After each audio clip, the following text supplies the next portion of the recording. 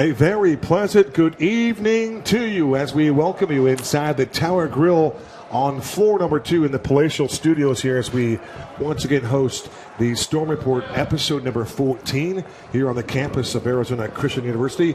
I'm your program host, Kevin Derryberry. On the other side here, on the other side of KeyVaughn is Edward Cole. He's my co-host. And Ed, we welcome you in. We'll talk to Key in a second, but Ed, let's welcome you. We've got a jam-packed program. We'll get to that in a second, but I just wanted to welcome Ed Cole to the first broadcast of 2024. Edward, happy to have you here. KD, Happy New Year, brother. Thank you for being a good host here as well. We start this thing back off in 24. Key, thanks for joining us, brother. You have no problem. It's our pleasure. On the main stage today, it'll be assistant men's basketball coach KeyVaughn Williams, the pride of Deer Valley High School, will be here with us here this evening, talk a little round ball, and we will also visit with Mikah Blackwell. Mikah B is in the house. Dom Gonzalez will also be here on today's program, and they'll also talk a little round ball with the ladies. The Orange Orb with Emily Till and CeeLo, Cynthia Lopez, the pride of Millennium High School. So we'll talk with all of those guests right here on the program. And once again, we'd like to welcome you, our global viewing audience. A very happy New Year to you. Our first broadcast of the year 2024. This is show number 14. KeyVaughn, congratulations to you on a really what was an illustrious career. Your playing days here are over. Has that settled in? Is it when you get in the car and you head on down to the arena, the mindset's got to be a little different this time? You're not going there to prepare to play. You're going there to coach. What's that like? It's a little different, but I take it the same way a little bit, like trying to get those guys knowing everything about who they're guarding, what they do, what they don't like to do, their percentages, their turnover ratios. Like, I try to give them as much information as possible to make sure they're prepared for who we're playing. So in a game that you used to do something, you come off the bench, you get a steal, you go down and make a layup, that would be rewarding for you. Back then, you come off the bench, one of those stunt guys I like to talk about in the broadcast, but what's rewarding for you now when you see something that you've discussed, you've coached, you've implemented, you've talked through? What's that like now for you? I think when they know their scout, so like we practice over and over and over what other teams like to do. Okay. We hear the play called mid-game. We all start talking. They jump to the right positions. Their play is destroyed. Like, that brings me joy, knowing that we did the right steps ahead of time. So you played basketball for a lot of years, Key, and now you're a head coach. So in your first 16 games as an assistant coach, how has it been so far in the early stages? You won 12 out of 16 games. How is this transition going from player to assistant coach? I think it's really good. The guys have embraced me as a coach more than just like their regular friend. It's been a great learning experience. I have a good group of guys around me that are just constantly pouring into me, letting me know what I can do better, how to help the guys and stuff like that. So it's been great. KeyVaughn played in 154 games here at ACU. That's tops of the program. I'm curious, because Coach Rudder often mentions when we talk about KeyVaughn Williams, he also says most wins in program history. Do you know what that number is? Nah. I wonder if Tim Gosser knows that. We'll have to dig that up. But I'm always curious because I've never seen that number, but it's got to be up there. It's got to be a nice number, right? I mean, over 100 wins, huh? Yeah, we've had like 25 every year I've been here, I think, close to that. So, yeah, it has to be pretty close. Maybe 100 and a quarter, something like that? Maybe. I was just curious. I thought that was a good little nugget right there, Payne Moses. So, Key, all the success you've had over these 154 games, of course, there's ups and downs throughout your career, but is there any added pressure for you being the assistant coach at your alma mater, a school that you had a lot of success at? Now you're on the other side as far as the coach is concerned. Any added pressure knowing, hey, I'm coaching at my alma mater now? I don't think it's pressure. I think it's more like a joy. Like, I get to just stay home. My family's close. Like, all my local guys are here. I just get to help them grow and be as best as they can be. That's what I'm going for. Just pour into them, give them what I can to make them successful. I'd like to ask you about our backcourt duo. We've got a lot of great guards, and I'm just curious, is there a player that you kind of have taken under your wing in your first year, or are these guys – we've been there. We kind of know what we're doing now, Key. I don't know if there's a guy on the program that you could take under your wing just yet. Maybe there is, but I'm just curious. A comment on Dennis Flowers III, and of course all the guys back there with. And I talk about Trent Hudgens and Lorenzo Wright. We've got a tremendous. Even Dom G plays a little guard for us. What's it like coaching these guards? It's great, and it's also an adjustment for Dennis and Trent. Right, last year it was AJ and myself playing the one majority. They got to play off the ball and get shots created for them. Now they're in a role where they kind of have to take their shots back at points and create for others. So, I mean, that's been the biggest thing that I've been trying to help with Dennis. Like, me and Dennis had to work out today. We're just working on pocket passes and catching it off handoffs and just allowing him to be a great point guard. Like, he's texting me all the time. We're watching film. I'm sending him clips. Like, we're constantly just working for him to be the greatest guard he could be. And how do you think those adjustments are playing out for those guys? I mean, it's good. It's good when we read things. When we read things and take our time and play with pace, you can see that they can be All-American guards just fine. Key, how important is that communication factor between coaches and players to players, coaches to play, the entire the whole dynamic of communication between a basketball team? I think it's super important. Like, you need to always let your players know, like, what it takes to succeed, like, what works, what doesn't. Like, the numbers don't lie. So, like, we'll go and through our little app we have, we can watch all of his turnovers, we can watch all of his misses, and we can just critique it. Like, you could have done this, you could have done that, and just being on the same page of, like, what the coaches want, that's going to lead to the team's success is, like, super important. And, you bring up a really good point, that film study, right, that off-the-court activity by the players and coaches and the like.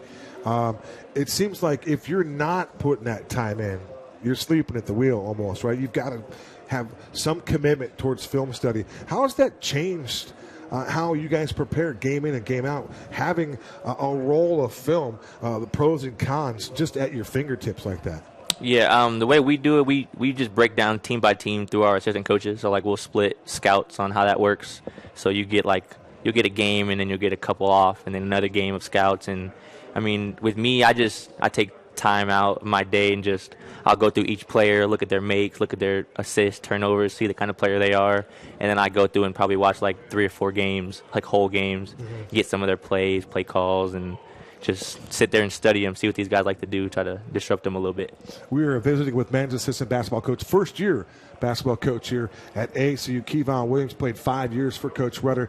Key, my question for you, I had a good one for him too, and I just lost it. You lost it? It was right there, Ed Cole. It'll come back. Let me ask you a question, and you'll get it back. Key, what's your preparation like on game day now, going back to the coaching, moving from a player to an assistant coach? How is your preparation on game days now? Is it different than you would as far as a player? Obviously, you've got to coach, you've got to get your players ready, as opposed to you being an athlete, getting yourself ready. Yeah, obviously prep's a little different. I'm not playing, I'm not suiting up, but I still got to make sure if it's my scout, I'm making sure my stuff is to the T. There's no hidden questions. Everyone knows exactly what we're asking of them, how we're guarding stuff. And then pregame, we do some shots. Like, I get out there and we're passing, getting shots up, getting guys loose, making sure we're ready to go by tip. I gotta be absolutely 100% honest with you. KeyVaughn says he does not suit up. He didn't really tell you the truth. He suits up all right. On the sidelines, this young man's out here in a blue coat and tie. He's looking pretty good. He's looking the part on the sidelines. So you got to. He kind of misled you there. He's definitely suiting up, and he certainly looks the part. That question came to me, Ed, if you can believe it or not. It came to me within about a nanosecond of you going to the next question. But I wanted to ask KeyVaughn how you see the game now. Do you see it differently in that first chair next to Coach Rudder than you do in between the rings with the ball in your hands? It's definitely a little different. Like, okay. I'm seeing more of the whole thing. Mm-hmm. Like, I'm still like I'm a guard, so like I'm seeing stuff before it happens. But defensively, like, I'm not looking at the ball anymore. I'll be looking off the ball, and I'm telling this guy to get the help or get ready to jump through a screen. So it's definitely a little bit different, but a lot of stuff that I was doing when I was playing, like just talking, being vocal, letting guys know where to be, what play Coach Rudder just called, what defense we're in. Like, I'm just trying to be a echo and just be loud. That's really cool. It is. That you can see it from that angle. How has Coach Rudder been as far as helping you adjust to your new role on the basketball team? He's been amazing, right? It's like one of the greatest mentors you can have. He's been doing this for a long time, a lot of success, and a lot of coaches have came up through him and been super successful in whatever field they took after him. So, I mean, I'm blessed to be in this position and have a guy like him with his resume to just be my mentor and lead me through the way. Key, you and I have known each other a long time. We're talking, 10 years or so, from the high school ranks at Deer Valley, playing for Jed Dunn or playing for Coach Rudder the last 5 years. And your anticipation coming to this show, knowing the host and the co-host, and you're like, okay, what kind of questions is this guy going to? What kind of questions is Derryberry going to ask? Because we talk about some similar things, but you knew we were going to bring up Coach Dunn, right? I mean, it was just going to be part of the process. A shout out to Jed Dunn at Deer Valley. I always call him one of the good guys, and I think you learned a lot. The camaraderie that Coach Dunn has, and then the connection that he has with his players is not just on the court. This runs lifelong, right? And it's pretty special. So I'm just curious, the preparation that you have you talked to Coach Dunn about, now your new role, and if you got some incentive from him and what that conversation was like? I'm just curious on the influence of Coach Dunn. Yeah, I mean, super influential. He's a great guy. Mm-hmm. Like when I was growing up, he was a really big father figure for me who changed probably the direction of the type of path I was going down. Like I was a knucklehead in high school, and he was like, if you want to play for me, you're going to have to figure it out. Mm-hmm. And I did. So, I mean, we play together on Sunday mornings every week. Like we're still connected. All of his ex-players and coaches around the state, we all come and play. That's current, right? Like that's right. Yeah, we now, play every Sunday. Yep. Are you playing with Coach Preller or the Padres GM AJ Preller? He pulls up sometimes. When they're in town, he comes to play. That's cool. Yeah. Really? When AJ is in town, he comes to play. Yeah. KeyVaughn on the pound, working around the GM, going up for 2. Nah, I give it to AJ. AJ brings it up. That is so cool. So, Key, you kicked off a GSAC play. You went to Atherton and Rockland, got a tight win against Menlo. Tough loss against Jessup on Saturday. It's going to be like this all season long in the GSAC. It's a competitive conference. What are you looking forward to? Give us a preview of the team as far as now you're in GSAC play. It's going to get tough. You've got Life coming on Thursday, Life Pacific. You got number 25 Masters coming on Saturday, so it's not going to get any easier. The schedule gets no easier. Yeah, for sure. And I think our guys, I think they responded well. Like we went from a really tough-fought game against Menlo. We weren't ready to play in the first half and fought back, and I was proud of the guys for fighting and not giving up. But it, like you said, doesn't get no easier. Every team in the GSAC is really good. Every game is going to be a dogfight. So if we want to, have potential to go earn some wins and stuff like that, it's going to be very hard fought. Key, what's next for you? You're just a first year coaching. You're starting to get just getting your toes in the water in that coaching realm of things. But when you kind of look back and see what you're doing and the impact you're making in just your first year, would you like to coach an extended period of time? Would you like to be a head coach someday? What would be your goal in this game in the coaching ranks? Yeah, I think eventually being a head coach. Okay. I had the pleasure of coaching O'Connor in the summer on the JV team with Coach Cole. He gave me the JV team, and I got to be a head coach there. And then when the position opened up here, Coach Rudder offered it to me, and I couldn't decline it. But, I think eventually I want to be a head coach, kind of just be under Coach Rudder's wing for a little bit, learn as much as I can, get a lot of, success, stuff like that. But, yeah, definitely be a head coach eventually. Josh Cole, the head coach at Senator O'Connor, he's done a tremendous job in a short time over there. Yes, they turned that thing around, and they're probably one of the top teams in the state right now. So I'm excited to see what they do over there. I think we'll see them at Boulder Creek later on Friday night. I'll be there. We'll see my brother's playing. Yeah, okay. Nice. So we'll do a little PA for that. Yeah. Okay. But, and what else? Yeah, for KeyVaughn. I'm good. If you want to let him go, let's go. We got some other kids, but I'm good. I'm fresh out of questions for him. We're going to ask Key just a quick pick tonight's national championship game. So if you think about it, Arbitron ratings, whatnot, or what that Arbitron's radio. So what would be TV ratings? What's our Nielsen? Yeah, Nielsen ratings. We're competing with the national championship tonight here on the Storm Report. So it's a tough schedule draw, right? But we're doing our best to hold our own. So do you have a pick of tonight's national championship game, Washington or Michigan? 1 against 2. Just for my boy Robbie Wilson, I'm going to go Washington. All right. Shout out to Robbie Wilson. Yeah. We like RW. All right. That is KeyVaughn Williams. For Keith, 386 dimes in his career. He could dish out. Sharing the sugar was KeyVaughn. Was something that he did very well. And he also didn't get enough credit for his D. This guy's a lockdown defender. I'm not sure if he received that enough credit. I'm sure the fellas knew that, though, right? Yeah. And then now the kids know now when you get down there in a practice environment, you're still a lockdown defender, I would imagine. Yeah, I played with them last week. I was a scout player last week, so then they got to get reminded a little bit. They got Yeah. All right, we're going to keep it round ball related. We're going to talk with Dom Gonzalez and Mikah Blackwell straight ahead on the Storm Report. Don't go away.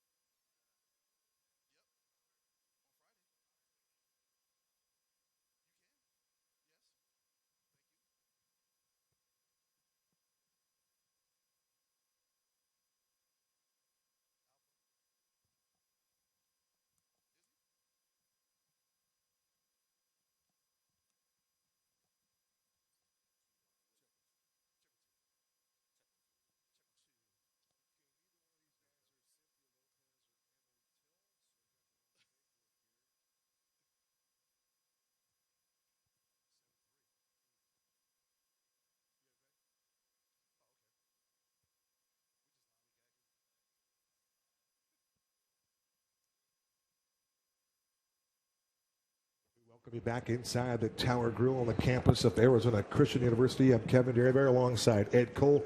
Joining us on the main stage, Mikah Blackwell and Dominic Gonzalez. Gentlemen, welcome into the Storm Report, episode number 14. Micah B. always coming in with a little fashion. He's got the A's. He's got the swag. Rocking the drip, as we say, right? So looking good. Congratulations, you guys, on your success thus far. And Happy New Year to each of you. Yes, Happy New Year. Yeah. Santa Claus come by this past couple of weeks. Everything good? Yeah, it was great. Spending time with family. I spoke to Dennis Flowers and I asked him. He told me what he wanted for Christmas before Christmas, and he was hoping to get it. And he was looking for all he wanted was a computer and an iPhone. He said he got locked in. He got it too. He got both of them. Yeah. What did he say? Got the 15 Pro Max. He got the highest. I'm like, bro. DF3. Oh, nice. Large right Yeah. Pro Max. Okay. Yeah. He got it. Micah, let's start with you. I want to go back to last year, and it's all about the D. We like to thrive on the D. Last year, Micah, you were the recipient of the GSAC Co-Defensive Player of the Year. Yeah. Congratulations on that. What was that like to receive that distinct honor? I knew I was going to get it for sure. Like from the jump, from the beginning of the year when I first knew you were going to get it. Yeah, for sure. Okay. Yeah. Like that mindset. My dad can quote me. Like I told him in the jump, like we got so many guys who can score, and I think one thing I can do to help this team is really lock in and play defense on guards through bigs, and I kind of toned in on that, and I got what I wanted. So, just for fun though, it's a two-part question. Do you know who the other player was that you shared that honor with? Yeah, he went to Masters. Victor Ohiha Obioha. Yeah. Yeah, I was just curious if you knew that because it's a mouthful for one. That's a unique name. It is. Yeah. Decent shot blocker for sure. He got me in the shot blocking, but other than that, like I think I got it. I deserved it. Yeah, we're talking full package. He's got that ability to alter shots, which you do too. Let's be honest. You can block some shots. A lot of bounce in 44. Before I turn it over to Ed Cole, another one for Mikah. You told me, and I would like you to share the story with our audience on why you changed your number to 44. Yeah, my dad played at Norfolk State University back. He was number 44. Yeah, he was number 44. So it's my last year, and I wanted to support him. You know, he's done so much for me. So has my mom. But when it comes to basketball, my dad's kind of put that in my hand and kind of instilled me every day. He's texting me like right now, 30 minutes ago, like, "Hey, you did this. You should have done that. You should have done this. Tell the guys they can do this." And you know, he's always supportive. You know, no matter how the message gets to me, I just know support and his love, and that 44 is for him. That's awesome. That is awesome. That's it. So, MB, you got 101 rebounds. You got 173 last year. Looks like you're going to really blast through that. Talk about the importance of being able to crash those boards and being a major factor as far as rebounding is concerned. And Kev talked about your defensive prowess, your rebounding and defense. Talk about that and how important that is for your team. Yeah, rebounding, for me, I was kind of struggling to find like how I can score within the offense, and offensive rebounds kind of is what kind of helped me get those points up. So the coach has kind of been harping on it, like you said, I got bounce, so like use your bounce, go get them boards, box out, go get them boards, and my teams know I can get them. Like I fight them for the board, so it's always like I'm getting the board, but Michael's got it over my head, so it's just like I'm just gonna fight for it, and hopefully we get it, not the other team. So that's the biggest thing. Yeah. DG, and how infectious is that to have a guy like this that's got that aggressive nature? Yeah. Does everybody feed off of 100%. off of his energy? Yeah, like there even be times in practice where it's like 1-on-4 and Micah just go gets it like on some strong stuff. We're like, Mike, we like that. So then it all makes us turn up and want to rebound the same way with that same like energy. So definitely, for sure. I wanted to bring up and like I mentioned to Key. You've been on this show before, Dom, right? Mm-hmm. You and I have talked in the arena many a times, and I was curious if you thought, okay, what's Kate? What's he gonna ask tonight? Like, we've been over everything already, right? But I want to talk about your shooting and the work you put in the off season. Mm-hmm. Most notably, 21 points here in a game here a couple weeks ago, 7 triples. You know, I like to refer to it as the zone, but that night you were feeling it. What was it like to be in that shooting gallery where you were throwing it and everything was going in the ocean and it was looking good leaving your hand? Yeah. Man, I was talking to Coach Chambers about this, Randy Chambers, and I don't even know what I was thinking. I was just playing. Like, it was crazy. Like, I wasn't thinking like, oh, like I'm going to go and do this and that. Like, I was just playing. And really, like, the focus before the game was, like, all on my teammates. So it's crazy that, like, I went well, I think it was like 7 for 8 from 3 when I wasn't even. Yeah, we're looking at it right and now. I was focused on everybody else but myself, and like that was what I got in return.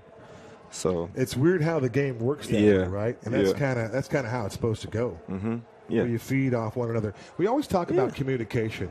And it's easy to talk about it, the fellas, getting around a table and discussing the game. But when you're in game, we always hear that cliche, we got to talk more. We need to communicate more. How difficult is that? What's the degree of difficulty to maintain consistent communication? Because that seems like we see it in every sport. It doesn't matter what it is. It could be pickleball or tetherball or hoops. Sometimes when you don't communicate, that's when you see challenges. Exactly.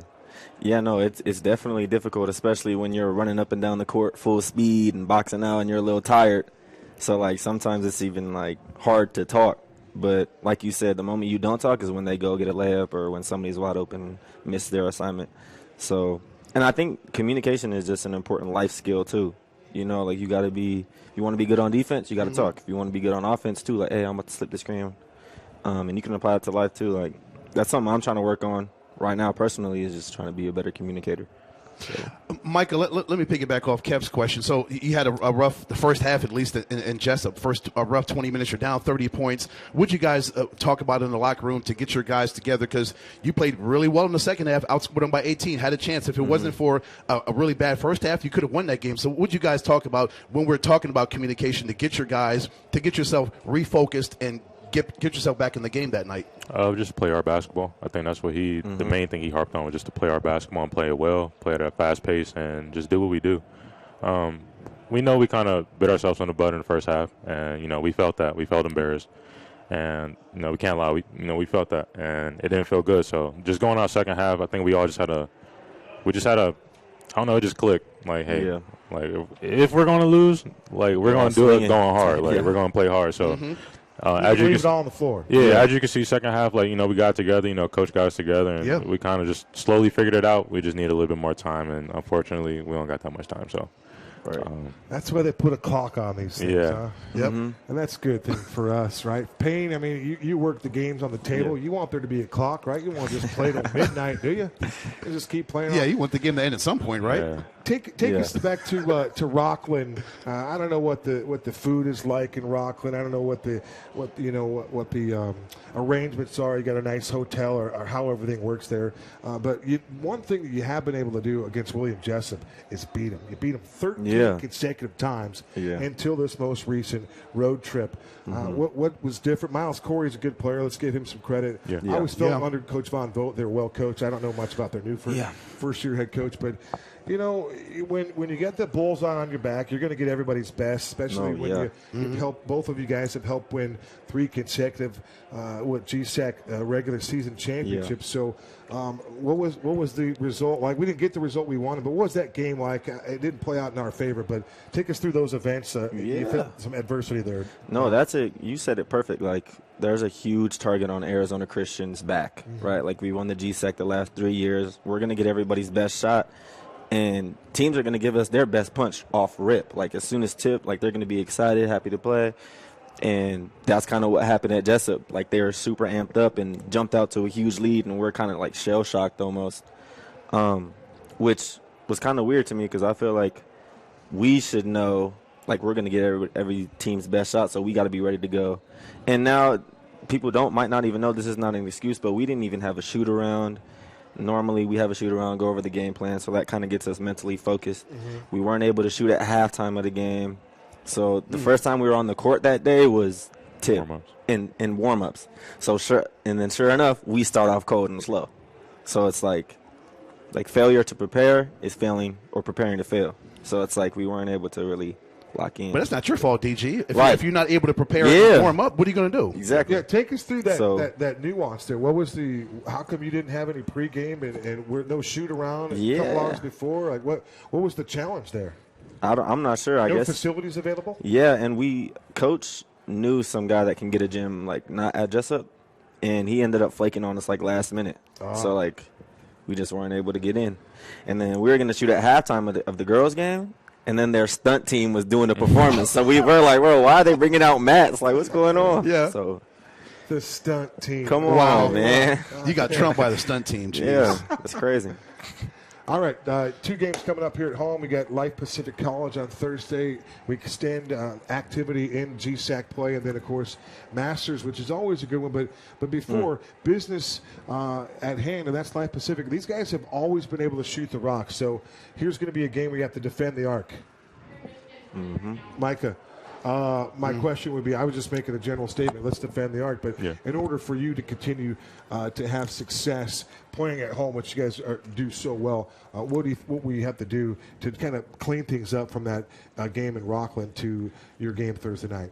Well, we just had a film session with Coach right around 3 p.m. today, and just kind of dissected that game, the horrible game we just played, and I mean, we see where we have to make adjustments at, but it goes back to just playing our basketball, just playing Arizona Christian basketball, and just playing as best as we can play. And I think nobody can, mess with us. So. And DG, how do you combine the best of what you did at Menlo? You got a tight win there, 4-point win there, and then you look at that second half against Jessup. You combine all of that, look at the film, break it down, and then you say these are all the things that we can do really good. When we're doing this at a consistent level for 40 minutes, we could be a really good basketball team. So you've got to do that against Life Pacific and the number 25 team in the country that's coming in too. Yeah. Masters is good. I mean, they got the Player of the Year from last year, GSAC Player of the Year, and he's not going to stop there. He's going to continue to play good. I've watched him, and he's looking better. So we're just going to go play our basketball, and we're just as tough, maybe even tougher. I mean, and 3-time GSAC winner. So. Like, even watching the film, too, like, that first half, it looks like we suck at everything because the score is terrible. Yeah. But breaking down the film, it's really like the little nuances of things that we do that, like, paint that big picture of, like, oh, we are terrible. Yeah. So it's like we're not cutting hard. We're not we're getting bumped off our lines. So I think the little things is a separator that we need to lock in more. Because when you get to a certain level, like the GSAC play, like, everybody's going to be good. Yeah. And you can get beat on any night. So it's really the little things that will separate you. The player that Mikah Blackwell was referring to was Caleb Lowry, and he can fill it up. He's definitely one of the top players in the NAIA, let alone the GSAC conference. But my last one for you, Dom, how difficult is it to be in that 6th, 7th man role? We have to come off the bench, and hey, we're down by 10. We need some offense now. You're going into the game to shoot. Take us through the mindset when you got to go in there and start hoisting up some deep balls to get us back in the game. I just think for me, like, I'm never really focused on myself, like, coming into the game. Like, I'm just going in there trying to help my teammates the best I can. So if that's knocking down an open three, then that's knocking down an open three. Or if that's coming over and taking a charge, if that's talking, like, on defense. So, and I just think in return, like, me hitting shots is just a byproduct of me looking to serve others, like, for my team. So, I like that answer, Ed Cole. Yep. That's a great way to wrap it up. That is a well-thought-out answer. Coach Rudder. Good walk-off, Dom. And staff would be proud. If you had nothing else for Mikah Blackwell, I got to ask Mikah Blackwell, what do you prefer, a block, your rejection where you send it up a couple rows, or that throwdown on the oop, or just coming down by yourself, a little windmill throwdown, one-handed jam? Ooh. Those are all highlight reel plays for me. Were you there every home game today? I mean, this year? Except for one. Well, one of them I got a nice little dish off from James Berry, and caught a good one. So I'm gonna have no, just a simple in a lane pass. What team? Who are you playing against? Remember? I I haven't wanna seen say- James on the floor in a couple weeks. Is he back? It was like Northern Mexico, something like that. I might have missed that one. I would have remembered that jam. You would think I would have remembered That was a you good remember one. that one. But the last game we played at home, I know you had a pretty impressive throwdown. I'll for sure take the alley-oop every time. I think that's a crowd pleaser. So I mean, the energy we need is I'll take that one. The crowd pleaser. Mikah Blackwell is a true showman, and that's what we like about him. All right, gentlemen, thank you so much. Happy New Year to you. Yes, thanks for having us. Thank you, fellas. Let's get a couple wins here this weekend. We're going to keep it round ball. We're going to talk with some ladies next. CeeLo is in the house. Cynthia Lopez will be here, and we're also going to talk with the young lady Emily Till. Right ahead. Straight ahead. Good. Stay with us. Yeah, take a break.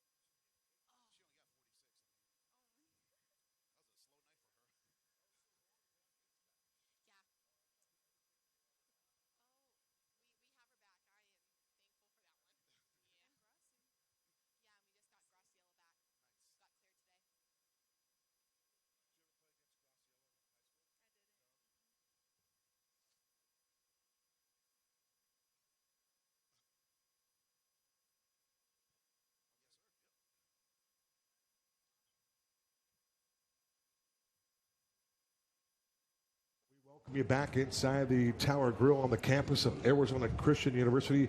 We are on the second level. We're moving up in the world here. Ed Cole, I'm Kevin Derryberry. Emily Till has joined the set, as well as Cynthia Lopez, the pride of Millennium High School. Congratulations, lady, on your 10 wins thus far. That's pretty impressive. How are things going for you? Emily, how are things going for you? Really good. I've had a very enjoyable season. We've definitely had some upsetting losses that have set us back, but definitely room to grow as we look forward to the GSAC. There's many things that we just need to keep working on as teams keep scouting us. There's a ton of things that we just need to change to just get better as we look into the GSAC. You got to believe that, appreciate that, and understand that. Yeah. How about your thoughts on the start, Cynthia, and as you're kind of carving out a role for yourself here? Yeah, coming in as the freshman on varsity, I definitely have to prove myself a lot. So that was a fun little ride that I have to do. But I enjoy the girls. I love the coaching staff, and I'm ready to get better and get some more wins. All right. But Cynthia, the success you had at Millennium, 2 state championships, and just all the success you had there, how did that prepare you to go to another level, to college, to women's college basketball? I definitely think my coaches prepared me very well. The things that they implemented into my basketball career has made me grow as a player, astronomically. They've taught me things that will never leave me, and it's helped me here definitely because I'm starting, so it definitely taught me a lot. So, yeah. Fast start for you, huh? Yeah. I'll piggyback on some of those coaches. I know at Millennium High School you've had some really, really good coaching over the years. I think Cortland Rojek helped build, if he didn't start that program, a ton of success under Cortland Rojek. But Kevin Thomas and I think Coach Solomon as well. Yeah. Who did you end up playing for? I played for Coach Thomas and Solomon. Okay, you had one each year, right? Yeah. Kind of hard to imagine Cortland was there for such a long time. And Yeah. in 2 years, you had 2 different coaches at Millennium, which is really a basketball power out here in the Southwest. Yeah, it was definitely a big change, but it was for the better, and we changed quickly. So, my team, we changed quickly. Well, you had some really good players to work Yeah. with, like Triana Crisp and Ellie Guinea, Cassidy Dixon. Oh, yeah, great players, great Tremendous people. supporting cast, right? Yeah.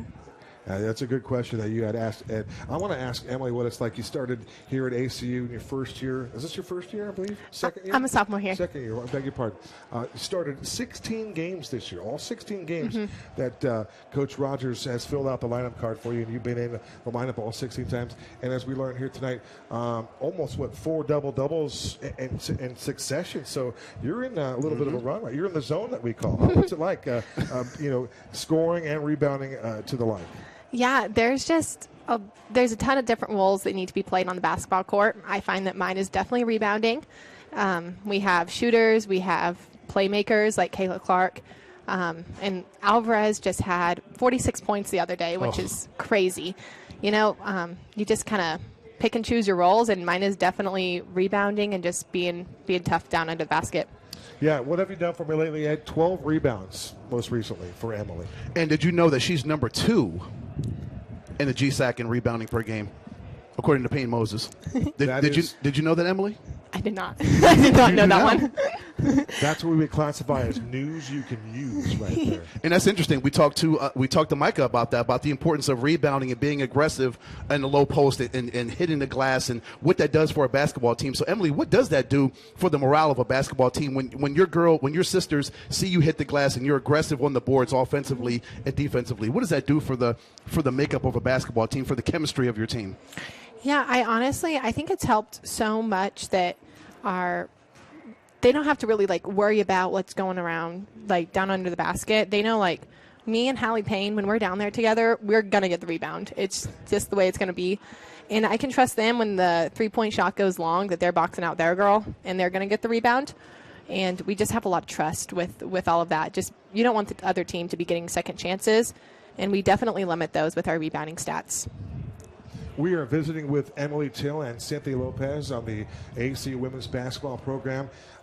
Ladies, 10 wins already, we mentioned that, but GSAC play is a whole nother animal. Oh, yeah. For For you, Emily, going into will be your third GSAC game here on Thursday night against Life Pacific College.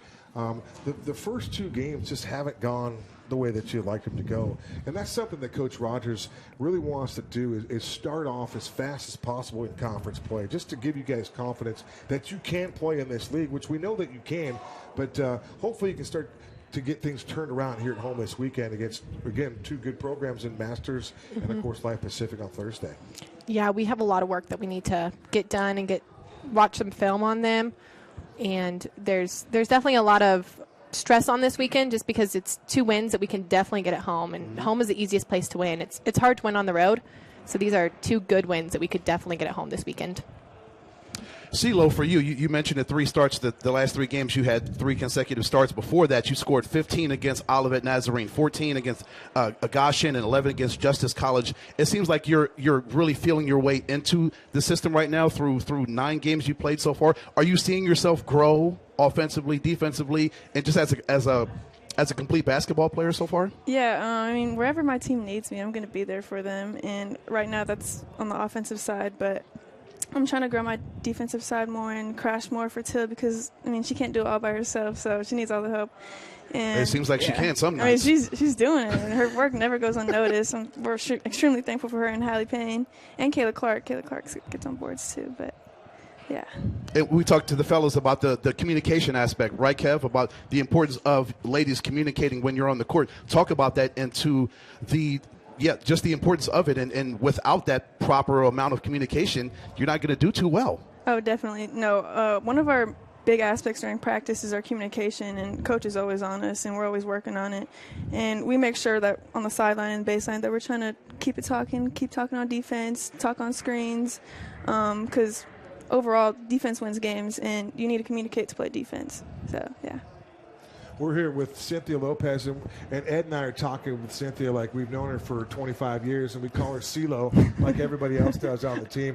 Cynthia, for you, do you recall how old you were or how young you were when the first time that you were referenced as CeeLo? And do you embrace the nickname, or do they call you something else other than Cynthia or Miss Lopez? But take us through the mindset of this nickname, the craze that we call CeeLo. No, I love it. I mean, I feel welcome when I get called CeeLo or Sin. I mean, all my friends call me Sin, but CeeLo is just another nickname, so I just feel really welcome and appreciated. Do you remember, would you hear that from Mom back in the day, or brother, sister? Or? I definitely think Rusty made it up. Really? You got that from Coach Rogers? Yeah, he did. Wow, that's some, Rusty's been around. Rusty's been around so long, he picked up his 750th career win recently. Mm-hmm. What was it like for you guys? Obviously, for you ladies, it was, you haven't been around for all 750 of those, right? But what was it like to be a part of that distinct category for Coach Rogers? 700 wins is pretty impressive. 750 is just halfway to 800. Yeah. Yeah. I mean, Rusty's a really 50 away from 800. It's crazy when I think about like 750 basketball wins. I don't even know. Halfway is 400. Yeah. I mean, it's crazy. 750. I mean, Coach is a really humble guy when it comes to his wins. So I'm sorry, go ahead. He's a really humble guy when it comes to his wins, so we were trying to get it out of him and give him a poster and a ball that had 750 on it. And he was like, "Oh, you guys didn't need to do this for me," but we're like, "We kind of have to." Like, you got here. It was hard work being a coach and getting 750 wins, so it was definitely a good accomplishment for him. I just wanted to go to the overtime game against, you guys were in Rockland, and you're taking on William Jessup. The fellas had beaten the Warriors 13 consecutive times heading into that contest, so it was a tough one for them. But you got to overtime. You kind of had to fight your way back. Just what were some of the positives and the takeaways that you could take from that 5-point defeat? Mm-hmm. There's a ton I learned from that game. I think one of the first things was the importance of our 6th, 7th, 8th man. If you look at the minutes of the game, they were not well distributed, and I can say it's hard getting into overtime when you've played a majority of the game, and the other team they had a bench, and it's definitely something that we really need to work on as a team, is just growing who our 6th, 7th, 8th man is, so we can all get a breather. And I mean, it just helps us all play better when we're fresh on the court, and that's definitely something that we were lacking.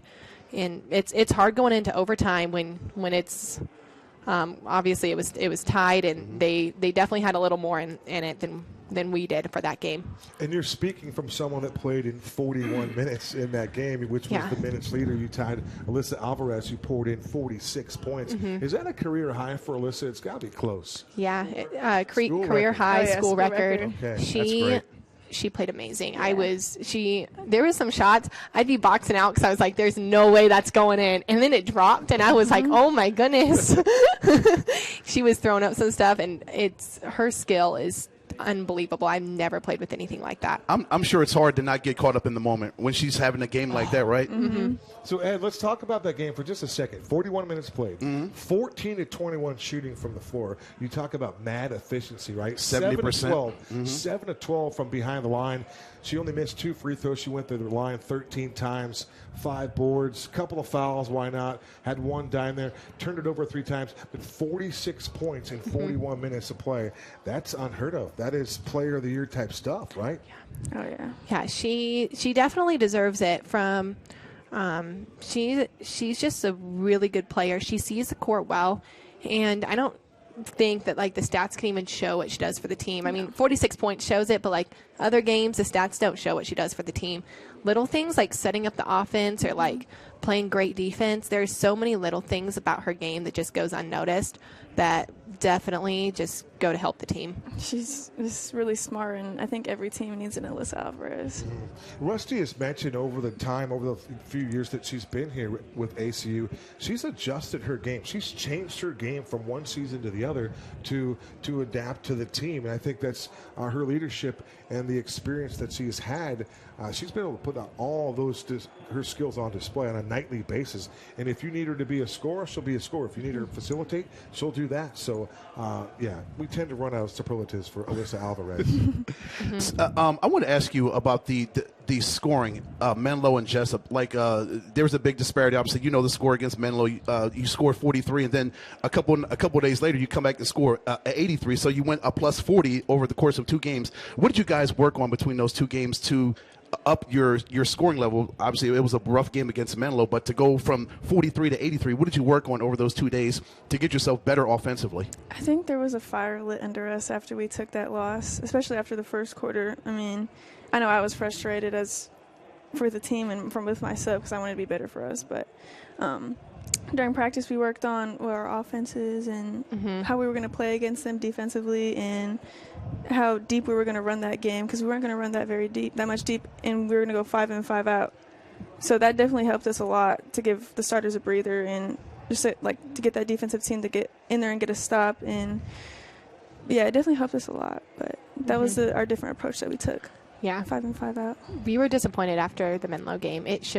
The first quarter, if you look at the box score, we lost the first quarter by 25 points. And that's something that should never have happened in the first place. It was completely our fault. And we fully took the blame on that one. If you look at the game, after the first quarter, we made big adjustments right after the first quarter. We basically tied the second, third, and fourth quarter. Well, we dug ourselves into too big of a hole on that one, and I can confidently say we will never do that again. Yeah. We learned from our mistakes. It's bad that it was a conference game and that we kind of did it on that one, but we will do better in the future. It was a learning curve, and we got better from it. So, I'm curious, do each of you watch the college games? Do you watch WNBA games? Do you watch basketball when you're not playing? I'll turn on Iowa games every now and then. I like Caitlin Clark. So I was just getting ready to ask, are you familiar with this young lady, Caitlin Clark? Yeah. She is quite a talent, right? Mm-hmm. Like, this girl can play some ball. She can shoot it. Yes, she can. Play a little D. She's making a lot of money, too, at Iowa. Yeah. She might even stick around another year because the cash flow is so good over there. I would. Any NIL deals here for you ladies? That's not even fair. That's not even funny. Why can't that be? But I think it can happen for even girls at this level. Somewhere out there, there's deals for you ladies. There's deals for these teams, these student athletes. Just got to find the right people. Yeah, I guess I've never really looked into it. It's all like social media and things like that. That's definitely not something I've ever looked into, Yeah. but I bet it's completely doable. There's so many companies who I know like want to work with athletes. There's like websites you can get on for all of that stuff. I'm sure it's a doable thing if I looked into it. Well, I don't know much about anything, but I will say this. Olivia Rodrigo, a pop star, 36 million followers on Instagram. If that floats your boat, fantastic. But maybe a talented singer. I don't know. But 36 million followers, I don't even know how you could comprehend that, Ed. Ed, I'm a little shy. I'm 35 million and some change shy. I mean, I thought I was good at 1,500 followers, but That's pretty good. I mean, not compared to her. 36 million. 36 million. All right. All right, Live Pacific on Thursday, Masters on Saturday. Ladies, it's been a pleasure having you on the program, and we enjoy looking forward to seeing what comes next for Rusty Rogers, ladies. Thank you. Thank you, ladies. Ed, you got Thanks for anything having else? us. No. For our We're tapped out. Tim Gosen, for Payne Moses, for Mikah Blackwell and Dom Gonzalez, and of course, our very first guest tonight was KeyVaughn Williams. Key is a man, and we like to see KeyVaughn here getting it done for us. All right. For Ed Cole, I'm Kevin Derryberry. A special thank you to you. Thank you to Cynthia Lopez as well as Emily Till. Until next time, so long for now. Good night.